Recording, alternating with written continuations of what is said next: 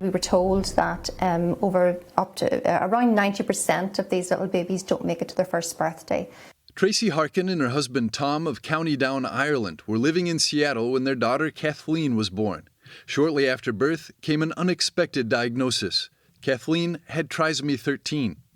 Doctors there predicted she would live a very short and difficult life. Tom and Tracy had to fight for her right to basic medical care. Day by day we were learning what we could, trying to get information, which at that time wasn't readily available on this condition.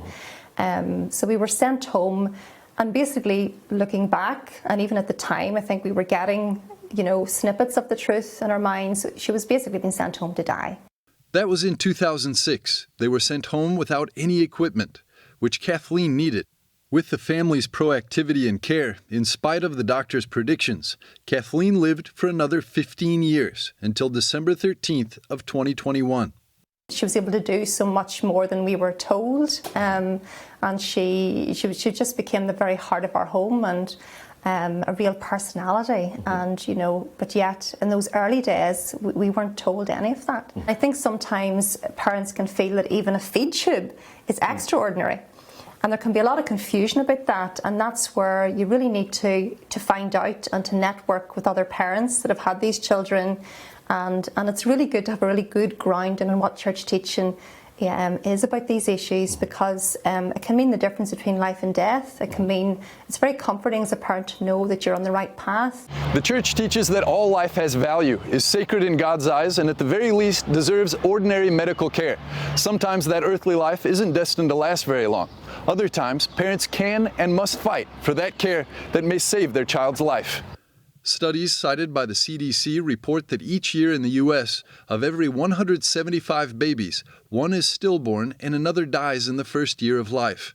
That's 42,000 souls. Wherever you are, if problems arise in those delicate first moments, it's important to know who to speak with. It's incredibly important to have good medical professionals, doctors who share your values, ideally, a wonderful Catholic doctor. But in any case, there is a requirement, that informed consent be respected, that they get the support that they need from the church, from centers like the NCBC, friends and family, etc., to really explore all of their options. At what point in Catholic teaching is there a clear line where parents, I guess, just need to let go and to let God take that life? So in a certain sense, there isn't like a clear, bright line of what one has to do, except for the ordinary care, which is always morally required. But otherwise, there is a need to make a discernment, and it's not always 100% clear cut. It does fall into the realm of conscience.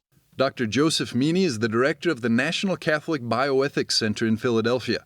He and other bioethicists take turns being on call, around the clock, to talk people through their options in difficult situations, including for parents and their babies. One of the big problems is that sometimes people are only presented with one option that may not be acceptable.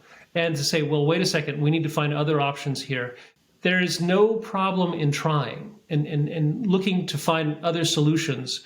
But sometimes, there's a lot of pressure that is being put. And so families do need to stand up for their rights and to be aware of their rights. Siena, Italy is the home of the prominent Italian Catholic neonatal doctor and professor Carlo Bellieni, who has spent his life assisting nascent children, seeking to improve their chances of survival. He has an important message to share with parents of disabled newborns. We should explain one thing, that a life with a disability doesn't mean necessarily a life with suffering. We should explain this with all our strength, because parents or even daughters can take decisions of suspending active treatments on the basis of a fear of a future disability. And it is a sort of discrimination of disabled people. Back in Ireland, Every Life Counts helps people locally, and even abroad when they're able, with unexpected pregnancies or even unexpected fetal conditions during pregnancies.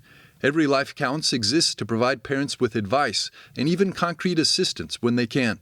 Initially, they need a safe place to just reset and to process the trauma that we believe, the trauma of the diagnosis, and to just settle with that and to find good factual information and just somebody to say, we know how you feel, and just to give them that space initially to talk and to find out information.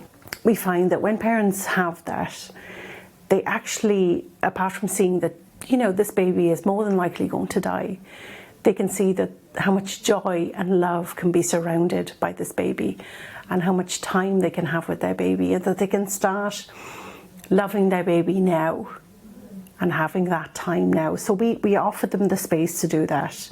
We offer them the gift of time. Regardless of the diagnosis, every life is precious, and when there are unexpected issues, help can be just a phone call away.